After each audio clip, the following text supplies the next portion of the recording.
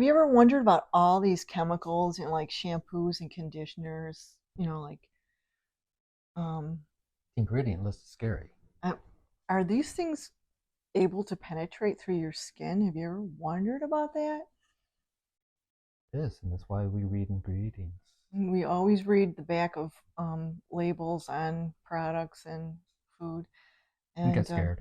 yeah, and there's some pretty scary stuff in these products. You can't even read some of these ingredients because the crazy chemical names and everything. So I remember back in the late 80s, we didn't have the internet, and we had to get our information from newspapers, magazines, some news programs. Like there used to be 2020 60 and 60 Minutes. Minutes, Frontline. Those were the type of things that we had to watch and read to get our information from.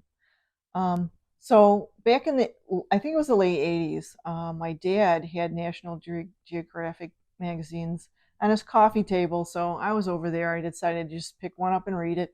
And there was actually an article in this magazine.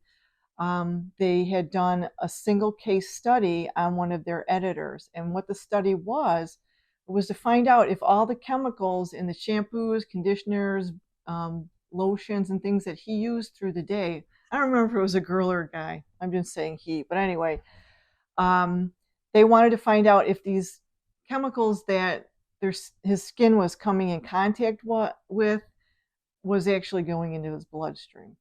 So what they did was they followed this person through their day, and they did multiple molecular blood tests. It's an expensive blood test that you don't usually get. Like when you go to have a blood test at the doctor, you don't usually get this type of blood test. This blood test will show down to the molecular level what is in your blood.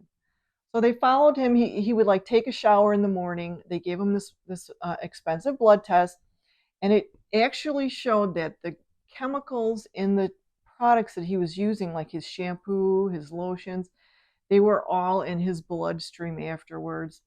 And about they did another blood test about an hour later, and they found that the chemicals had actually dissipated by that time. So they were just trying to establish how long the chemicals were in your bloodstream for. So they can, I guess, say that it was maybe about an hour.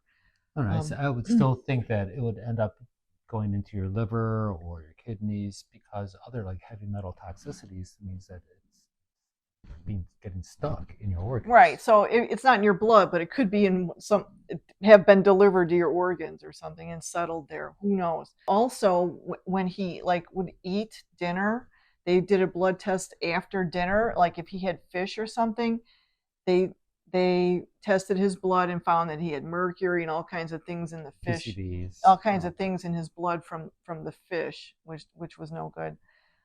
So that pretty much did it for me. After I read this article, I was like, I am done with all these chemicals. I'm going to read the back of these labels and try and buy things that don't have as many chemicals in them as I can find. 'Cause it's hard to find products that don't have these things in them. It's getting It's tough. harder Yeah. all the time.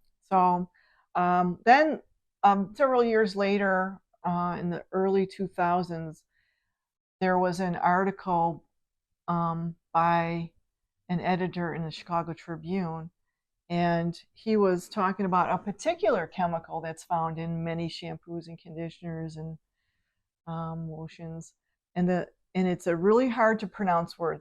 It's really long, and can you please read this because this is a really long word. I'm going to flash it on the screen. Here's the word.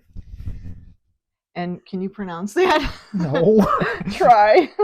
Methyl isothiazolinione. Okay, Something like that. this ingredient in this article, this editor of this Chicago Tribune was talking about this particular ingredient and why is this in our product, our like beauty products and stuff. Why is it in there? Because it is actually a neurotoxin. So even the NIH classifies this National Institute of Health.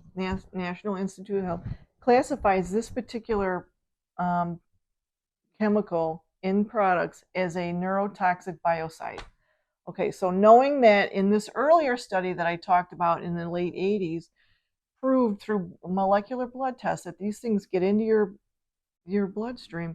Why then would you want to put an ingredient like this in these products, knowing it's getting into your blood and it's a neurotoxin? Well, Okay. so many ingredients in these products.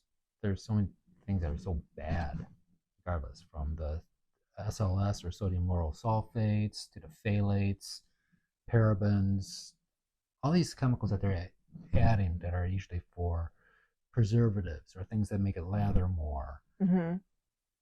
They're terrible for you, Yeah. and also bad for the environment, because that stuff then goes into the water table and gets things worse. Yeah. So what we try and do, we always read labels and we try and buy products that have the least amount of ingredients in them. We watch out for that one ingredient that we just told you about. We always watch out for that, and we don't buy anything with that particular ingredient.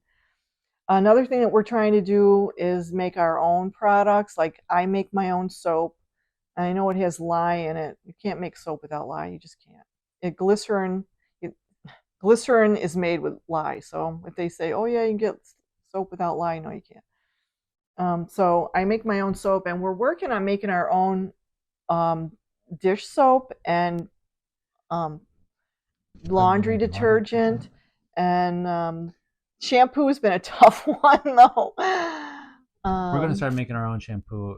I mean, we stocked up on a product from a discount retailer from closeouts, and we stocked up on those. Bought out a whole shelf load of this stuff because it didn't have as many or right. So we do. We'll look if we find something that's that doesn't have all these bad ingredients, then we'll buy the whole shelf and we'll like store it for later use. But now for months we haven't found any kind of other shampoos or conditioners that aren't loaded with garbage. So right. So now we just have to make our own. So we're finding soaps. Yeah, we're trying to do that. So, well, I just want to make everybody aware of this, that there was a study out there that did prove that these things do get into your bloodstream. No matter, I mean, you'll see things on the internet now that disputes that, but how can you dispute a blood test and what the blood test shows? So, I mean that that's it for me. No more. I think no more. Okay. Well, anyway, that's it. Thank you.